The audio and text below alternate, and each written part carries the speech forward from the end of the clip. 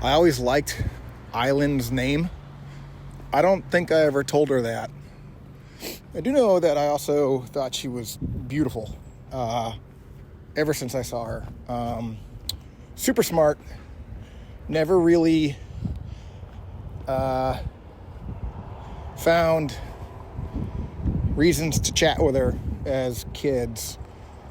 I was goofy and I don't know, loud, probably annoying. She was super smart. However, like in the 5th grade, for some reason, our last names being alphabetically flirtatious, out of nowhere, this smart, pretty young girl turns to me and out of nowhere just taught me how to tie a noose. And still to this day, it's the only knot that I remember how to tie. So, thank you, Island. And, well, here we are. Life is short, so eat your fill. Daddy's coming and we're all out of milk.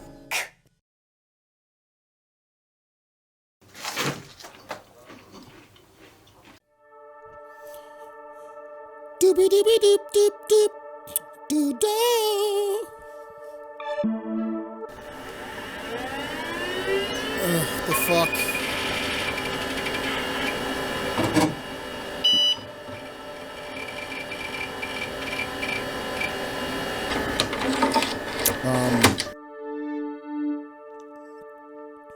Is your fuzzy feeling a little less fuzzy?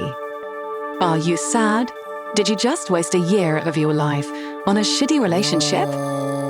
Are you 41? Are you living with your parents and playing with puppets? Are you Brian? What the fuck? Have you tried TheraFuzz? It's the online therapy for sad fuzzy guys and girls. Free to try at surfed at #% at lastfads.com. What?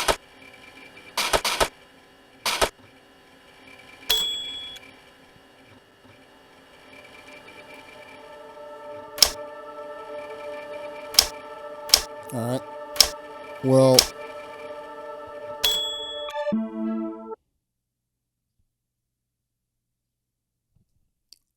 what the fuck is this?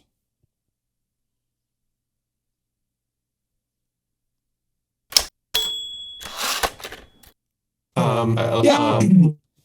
Look at those glasses, Brian. Pretty cool.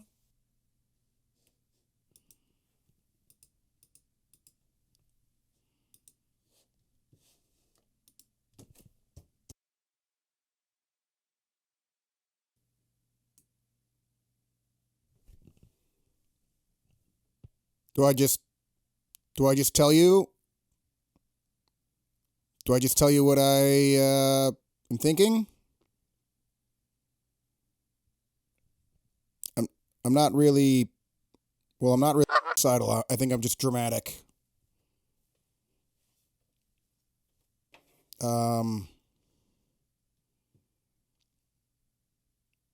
Yeah, I think I'm just kind of adjusting to some changes.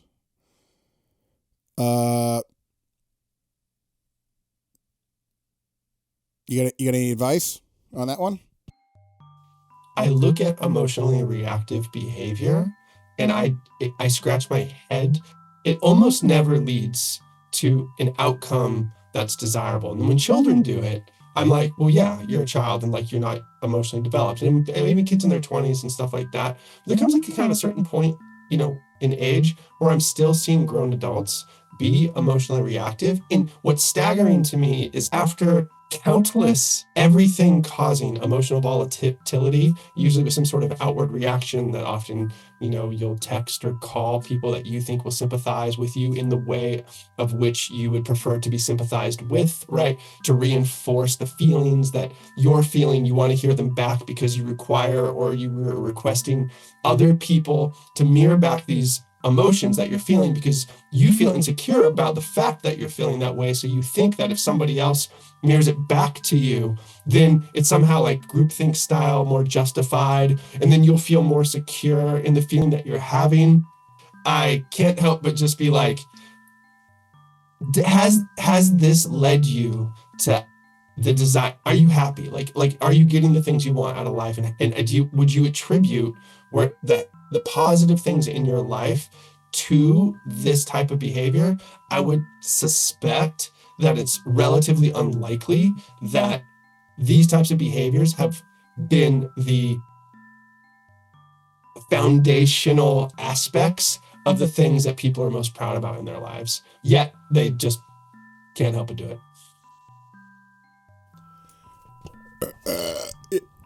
Yeah, I mean, I think the biggest part of what you're saying here is that, like, I can't help it.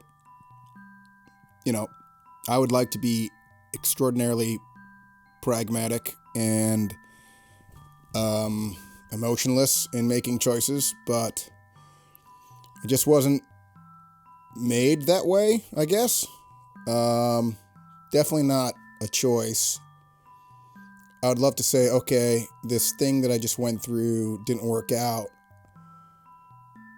So what's next? And that's kind of what I'm trying to do. But in the meantime, like, I am unable to not have these feelings.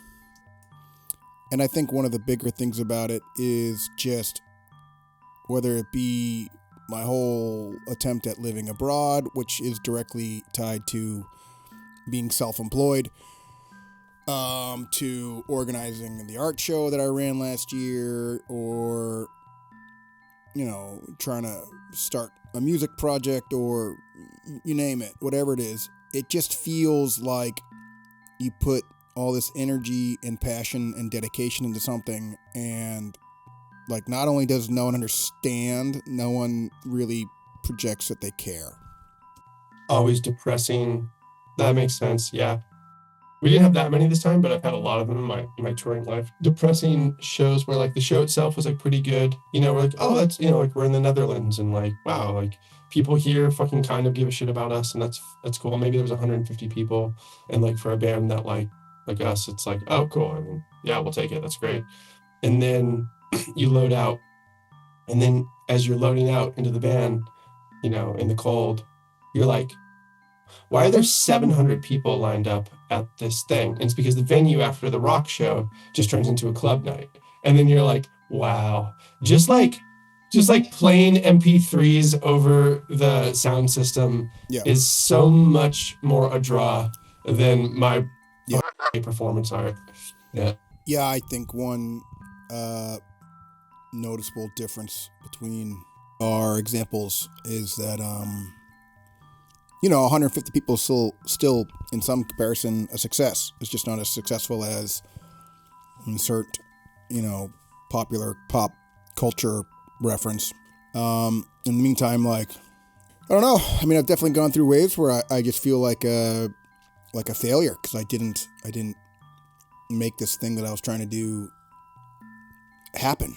And, you know, on the flip side, it's like, I'm not that upset about it, but I can't also turn off the fact that, like, you know, there's definitely a little bit of, like, pride, ego bruising happening. How do you recover from failure? Well, failure's the best.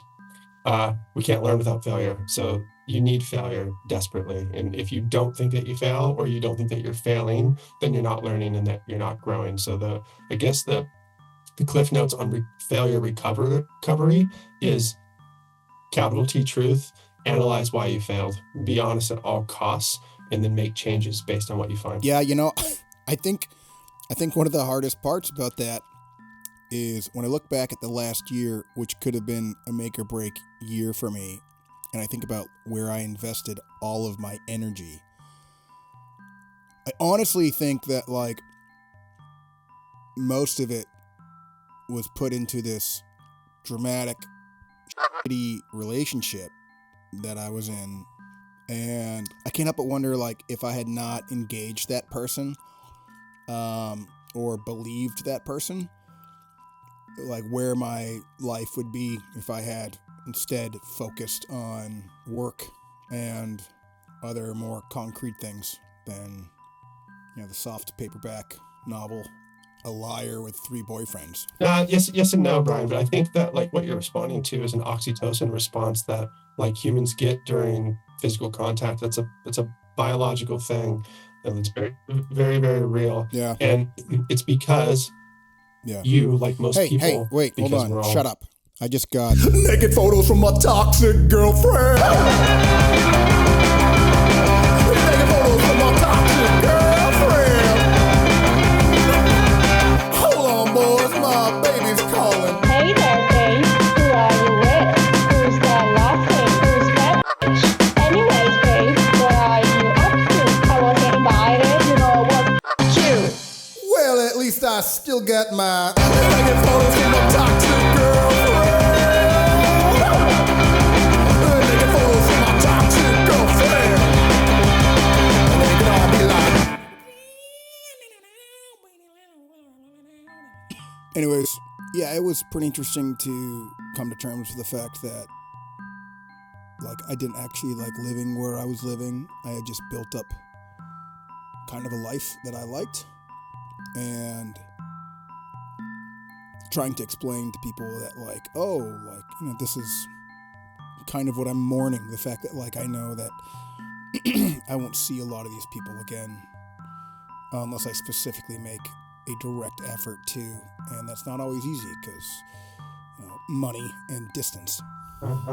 That's so true. It really is a very like sobering like way to have to remember that the concept of like a destination that is just false. Yeah, and that the whole thing is some kind of weird journey. But like the true irony is that most people, myself very much included, unless I sort of like convince myself that like I must obtain certain goals, I get bummed out.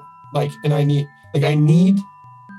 goals. I need to do, and then like basically as soon as I get anything, I'm like way over it, and I'm like, now what, right? And it's just the constant like dopamine. You know, scratching the dopamine itch, I guess. And maybe those distractions are helpful. Because, like, quite frankly, in existence, it's like, well, yeah, and I get it. Like, everything's impermanent. But, like, I still am going to be here for a minute. So...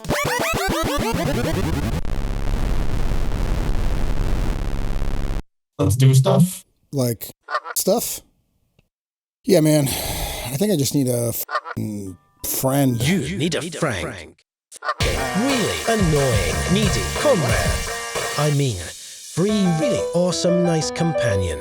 Enjoy our promotional pre-midlife crisis avoidance special. Talk it out. Yeah, Hear no. everything. I don't want that. Interested? Great. Stop. We've already Stop shipped that. No, it. don't send it. No.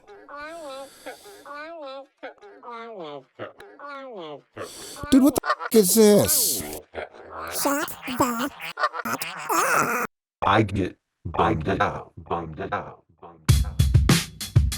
I get bummed out. I get bummed out.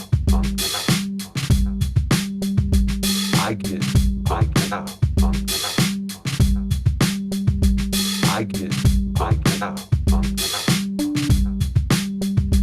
I get bummed out. I get bummed out.